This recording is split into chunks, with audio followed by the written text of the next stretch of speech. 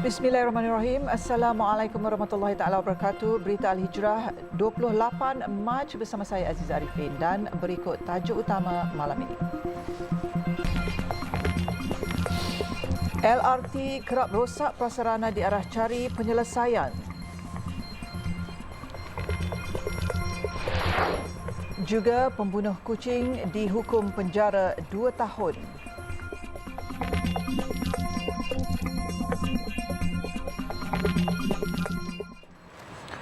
Prasarana Malaysia Berhad Prasarana diarahkan untuk menyediakan laporan penuh berhubung isu masalah teknikal perkhidmatan transit aliran ringan LRT khususnya melibatkan laluan Kelana Jaya yang kerap terganggu sejak akhir-akhir ini.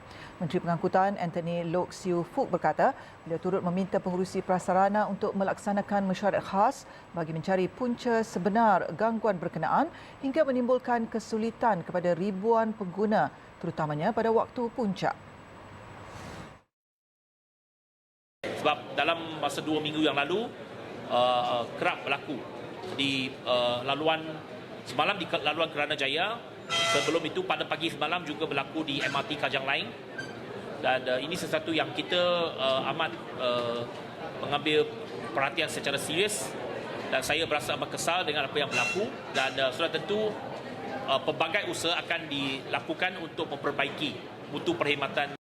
Terdahulu, beberapa siri insiden melibatkan gangguan perkhidmatan LRT laluan Kelana Jaya dilaporkan berlaku, antaranya pada 5 Januari, 16 Januari dan 6 Mac lalu. Manakala malam semalam, Rapid Rail dilaporkan mengaktifkan perkhidmatan rel alternatif selepas perkhidmatan LRT laluan Kelana Jaya mengalami gangguan bekalan kuasa pada 7.50 malam semalam. Dalam perkembangan lain, Anthony Loke berkata kementeriannya sedang mempertimbangkan cadangan pembinaan LRT di Bandar Raya Johor Bahru. Ia akan menjadi pelengkap mod pengangkutan darat sebaik projek Sistem Transit Rapid RTS Link Johor Bahru Singapura siap dan beroperasi bermula 1 Januari 2027. Kementerian Pengangkutan menghormati keputusan 8 penumpang transit aliran ringan LRT yang memfalkan saman sebanyak RM860,000 terhadap Rapid Rail Sdn Berhad dan Prasarana Malaysia Berhad Prasarana pada 9 Mac lalu. Ia membabitkan kejadian 2 buah train LRT laluan Kelana Jaya bertembung sehingga menyebabkan beberapa penumpang cedera pada jam 9.15 malam 24 Mei 2021 lepas. Menteri Pengangkutan Anthony Loke Siu Fook berkata pihak mangsa mempunyai hak untuk memfailkan saman tersebut. Kita akan ada rapati yang akan disaman. Jadi apa yang saya menyatakan bahawa kita berasa simpati terhadap kemalangan itu, dan memang adalah hak dan kita menghormati hak mereka.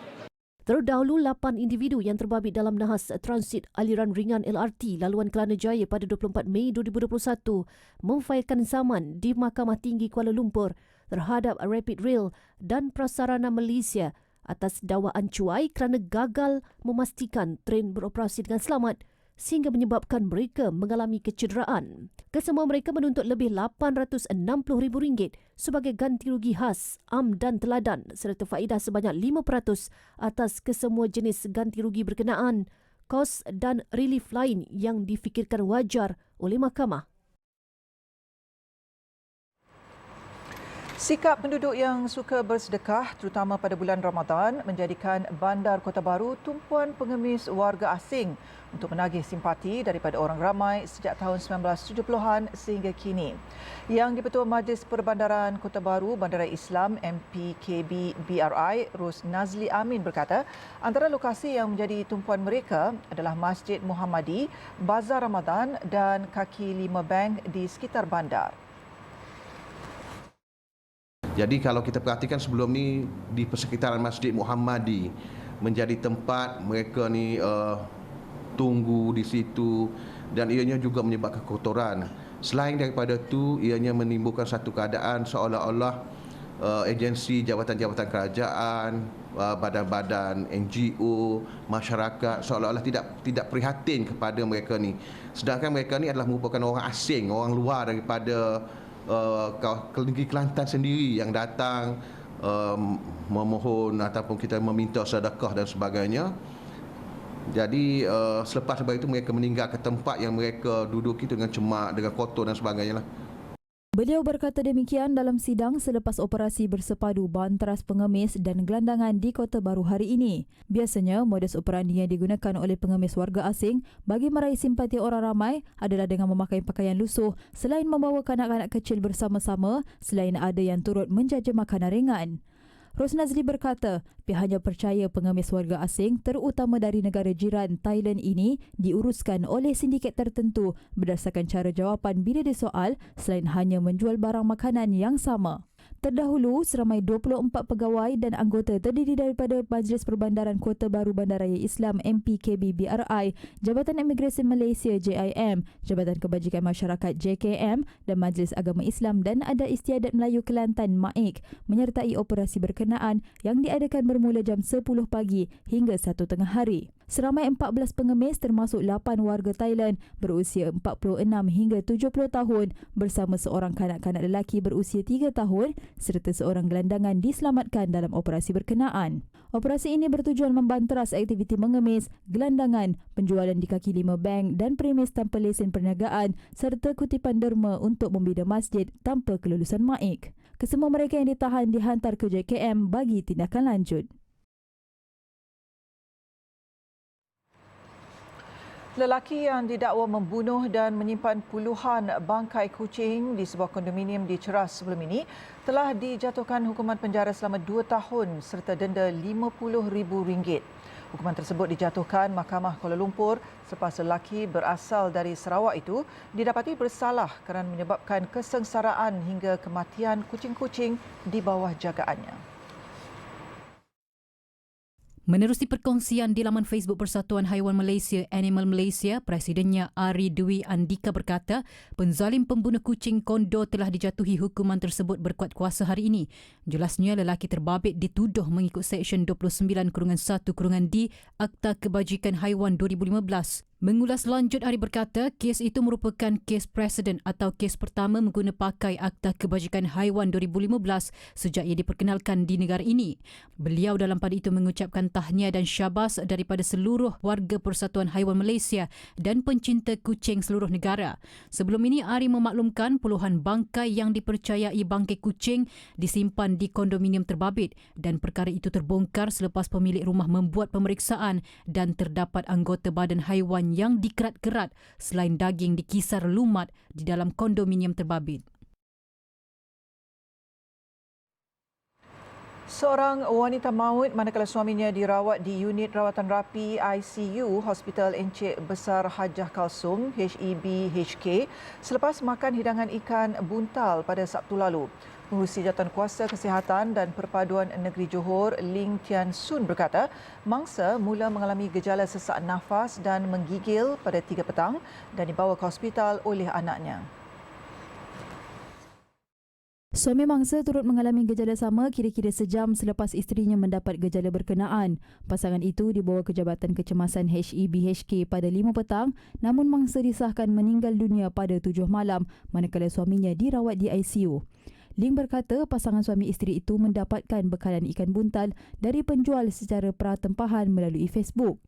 Sebaik diterima pada Sabtu lalu, mangsa menggoreng untuk hidangan tengah hari dan difahamkan adalah kali pertama pasangan itu menjamu masakan berasaskan ikan buntal. Siasatan lanjut mendapati ikan berkenaan diperoleh dari nelayan di Endau sebelum diambil oleh pemborong untuk diproses di Batu Pahat.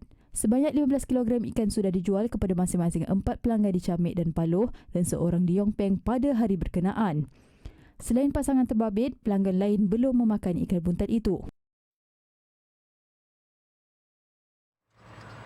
Mahkamah Session Aikro hari ini memerintahkan seorang penganggur dihantar ke Hospital Permai, Johor Bahru untuk mendapatkan rawatan psikiatri susulan kes mengelar ibu dan adik kandungnya 3 minggu lalu. Tertuduh Muhammad Hidayat Abu Samad, 24 tahun, diarah berbuat demikian selepas membuat pengakuan bersalah atas 2 pertuduhan terhadapnya yang dibacakan oleh juru bahasa di hadapan Hakim Muhammad Sabri Ismail. Mengikut pertuduhan pertama, tertuduh didakwa menyebabkan cedera parah terhadap ibu kandungnya Sapiah Abdul Qadar 49 tahun dengan menggunakan pisau pemotong daging yang merupakan suatu alat untuk menetak. Bagi pertuduhan kedua, tertuduh turut didakwa melakukan kesalahan sama dengan menggunakan senjata sama terhadap adik kandungnya Nur Iman Dania 11 tahun. Kedua-dua kesalahan itu dilakukan di sebuah rumah di Taman Bukit Larang Indah, Melaka Tengah kira-kira pukul 10 malam 10 Mac 2023 lalu. Justru tertuduh didakwa mengikut Seksyen 326 Kanun Keseksaan dan dibaca bersama Seksyen 326A Kanun sama yang memperuntukkan hukuman penjara sehingga 40 tahun dan hendaklah juga dikenakan denda atau subat. Pendakwaan yang dikendalikan Timbalan Pendakwa Raya Muhammad Nazrin Ali Rahim memohon tertuduh dihantar ke Hospital Permai mengikut Seksyen 342-3 Kanun Prosedur Jenayah bagi mendapatkan laporan kesihatan psikiatrinya. Muhammad Sabri pada penghakimannya membenarkan permohonan itu dan menetapkan 19 April ini sebagai tarikh sebutan semula kes sementara menunggu laporan kesihatan tertuduh. Tertuduh tidak diwakili peguam.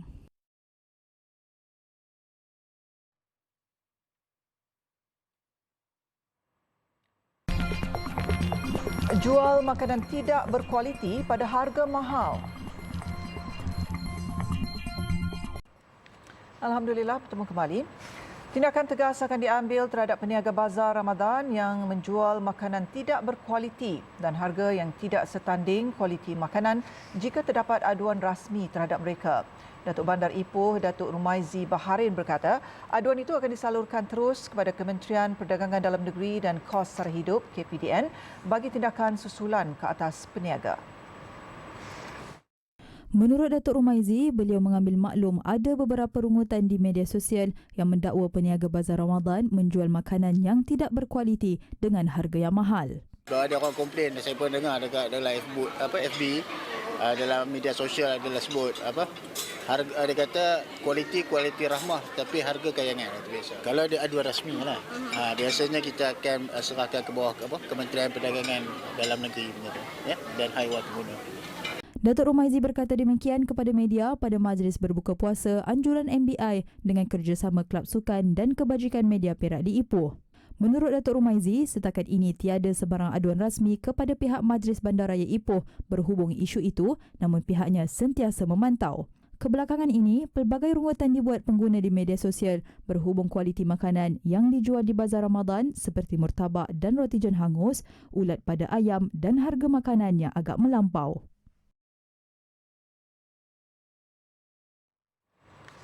400 asnaf dan B40 akan mendapat rawatan secara percuma di Pusat Fisioterapi Pertama Majlis Agama Islam Wilayah Persekutuan MAWIP, Fisio MAWIP.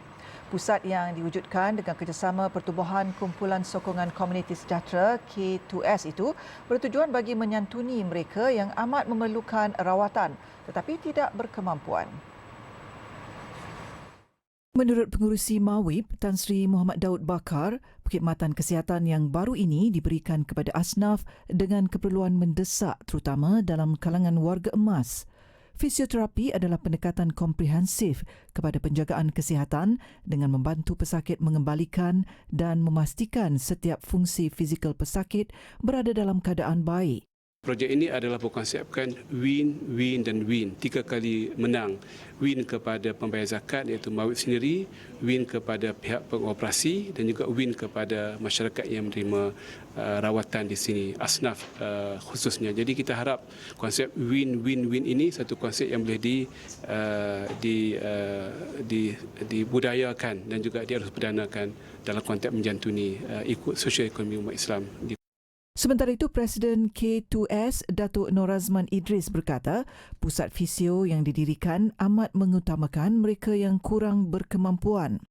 Di mana yang kita tawarkan sini ialah apa-apa saja mereka sakit belakang, sakit leher, sakit lutut, apa benda boleh datang untuk dapat khidmat sini.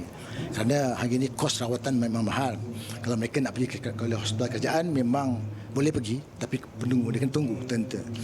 Tapi swasta memang mahal. Jadi alhamdulillah dengan wujudnya pusat fisio ni kita akan mula mengimarahkan program-program kita untuk santuni asnaf. Dalam pada itu, fisioterapis di Pusat Fisio MAWIP akan sentiasa membimbing dan membantu pesakit yang hadir bagi melengkapkan proses fisioterapi yang bersesuaian. Di Fisiomawi kita ada rawatan untuk sakit belakang, sakit lutut dan sakit bahu dan sebagainya, dan juga ada juga kita buat untuk rawatan saraf. Antaranya adalah stroke lah. So kalau dekat sini sebab kita beroperasi di kawasan masjid, so untuk pesakit wanita saya lah yang akan treat. So mostly yang kat sini datang jemaah masjid sini, makcik-makcik kat sini lah. So mostly yang datang sini pun yang ada sakit belakang, ada sakit lutut macam tu. Majlis pelancaran pembukaan Pusat Fisioterapi Mawib diadakan pagi tadi di Masjid Abu Ubaidah Al-Jarrah, Kuala Lumpur.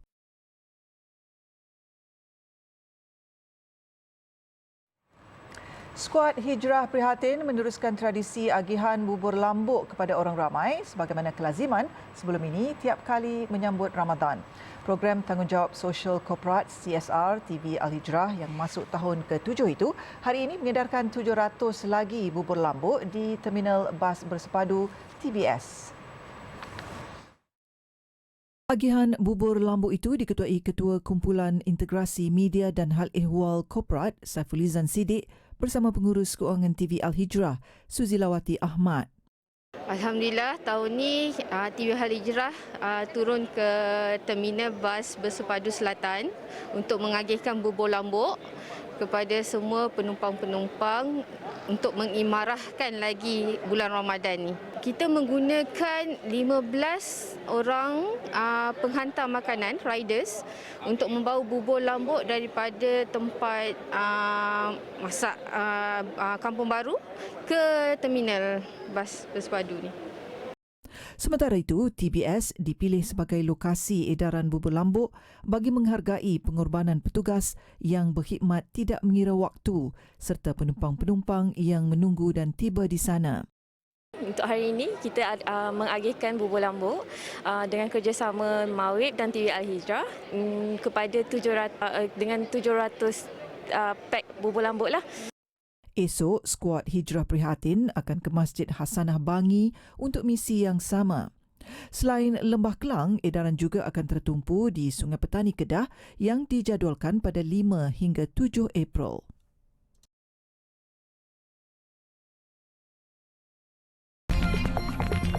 Bas jemaah umrah terbakar, 20 maut. Alhamdulillah, bertemu kembali. Kita beralih ke perkembangan luar negara. Perdana Menteri Datuk Seri Anwar Ibrahim memuji sikap rakan sejawatnya dari Kemboja, Hun Sen, yang mempamerkan penghormatan tinggi terhadap komuniti Muslim di negara berkenaan. Datuk Seri Anwar berkata dalam keadaan sentimen anti-Muslim dan Islamofobia tersebar luar di Eropah, Hun Sen sebaliknya menghormati kumpulan minoriti itu di Kemboja. Beliau berkata demikian ketika berucap pada majlis iftar makan malam yang dihoskan oleh Hun Sen di Shroy Changvar International Convention and Exhibition Centre CCIC di Phnom Penh. Datuk Seri Anwar dalam pada itu berharap lebih banyak negara di dunia ini yang dibelenggu gejala perkauman agar dapat belajar mengenai rasa hormat sebagaimana yang ditunjukkan di Kemboja di bawah pentadbiran Hun Sen. Dalam majlis sama, Datuk Seri Anwar turut menyampaikan sumbangan 1,000 naskah terjemahan Al-Quran ke bahasa Khmer dan Inggeris kepada komuniti Muslim di Kemboja. Turut disampaikan beasiswa oleh Universiti Binary Malaysia bernilai $1.1 juta Amerika kepada 15 pelajar terpilih Kemboja untuk mengikuti kursus selama 4 tahun. 20 jemaah umrah terbunuh manakala puluhan lagi cedera selepas bas dinaiki mereka merempuh sebuah jambatan dan terbakar. Mengikut laporan awal, kemalangan dipercayai berpunca daripada masalah brek. Nahas berlaku sekitar jam 4 petang waktu tempatan di wilayah Asir ketika bas terbabit dalam perjalanan ke Makkah. Bas tersebut dilapor mempunyai masalah brek sehingga berlaku pelanggaran dengan sebuah kereta sehingga menyebabkan bas berkenaan merempuh sebuah jambatan dan terbakar. Mengikut laporan TV Al-Ikhbariyah, seramai 29 mangsa dilapor cedera namun tidak memperincikan identiti serta kewarganegaraan mereka. Lebih tragis, nahas berlaku pada minggu pertama Ramadan ketika ramai jemaah berpusu-pusu menuju Makkah bagi mengerjakan ibadah umrah. Tugas membawa jemaah di Bandar Arab Saudi dikategorikan sebagai tugas mencabar perikutan jalan raya yang sesak dengan bas.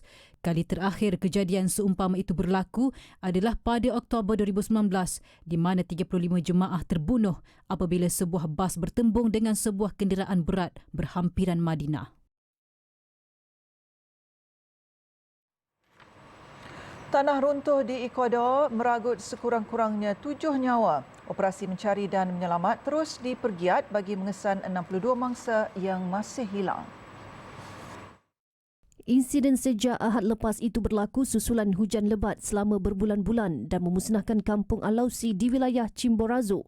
Puluhan rumah teruk tertimbus selain 23 penduduk dilapor cedera. Presiden Ecuador Guillermo Lasso berkata, anggota bomba dari kawasan kejiranan dikejarkan ke kampung terbabit untuk membantu penduduk terjejas dan menggesa agar semua kediaman dikosongkan. Operasi mencari dan menyelamat terus menemukan mangsa yang masih hidup di sebalik runtuhan tanah. Mangsa terselamat kini ditempatkan di penginapan sementara. Sejak awal tahun ini, hujan lebat di Ecuador menyebabkan 22 orang maut selain memusnahkan 72 rumah dan merosakkan lebih 6,900 kediaman.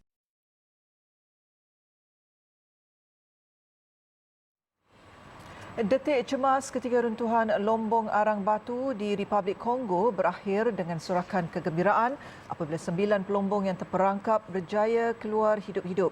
Kesemua mereka berjaya diselamatkan hanya dalam tempoh 2 minit.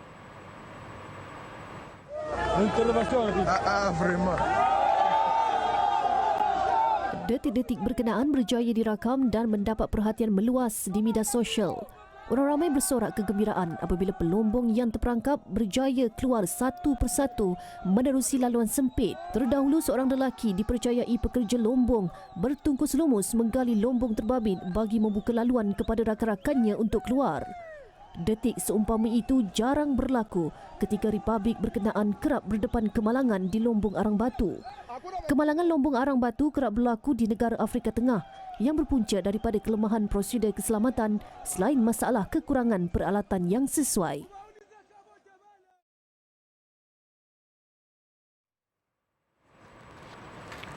Tiga kanak-kanak antara 6 yang maut ditembak dalam serangan terancang di sebuah sekolah rendah swasta di Nashville. Ketua Polis Negara John Drake mengesahkan bahawa perbuatan itu dilakukan seorang bekas pelajar yang lengkap bersenjata.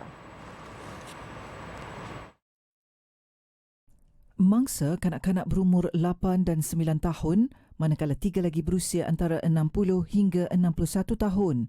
Turut menjadi mangsa ketua sekolah berkenaan Catherine Coons. Suspek yang dikenali sebagai Audrey Hale, 28 tahun, merancang dengan teliti serangan itu di mana dia turut memiliki peta sekolah yang memperincikan pintu keluar dan masuk. Suspek juga berkemungkinan merancang serangan di lokasi lain. Hale menceroboh sekolah terbabit dengan berbekalkan 2 senapang dan pistol dan serta-merta melepaskan tembakan. Sementara itu, Presiden Amerika Syarikat Joe Biden mengarahkan bendera dikibarkan separuh tiang di negara itu. Beliau juga menggesa Kongres meluluskan larangan ke atas senjata serangan yang sering digunakan dalam tembakan besar-besaran. Sekian untuk malam ini. Ikuti banyak lagi kandungan menarik berita Al-Hijrah menerusi platform media sosial seperti Facebook, Twitter, YouTube, Instagram dan TikTok. Juga layari alhijrahnews.com untuk laporan berita dalam dan luar negara serta artikel eksklusif. Saya Aziza Arifin, satukan ummah dengan ilmu bagi memperkasa Malaysia Madani. Assalamualaikum dan selamat malam.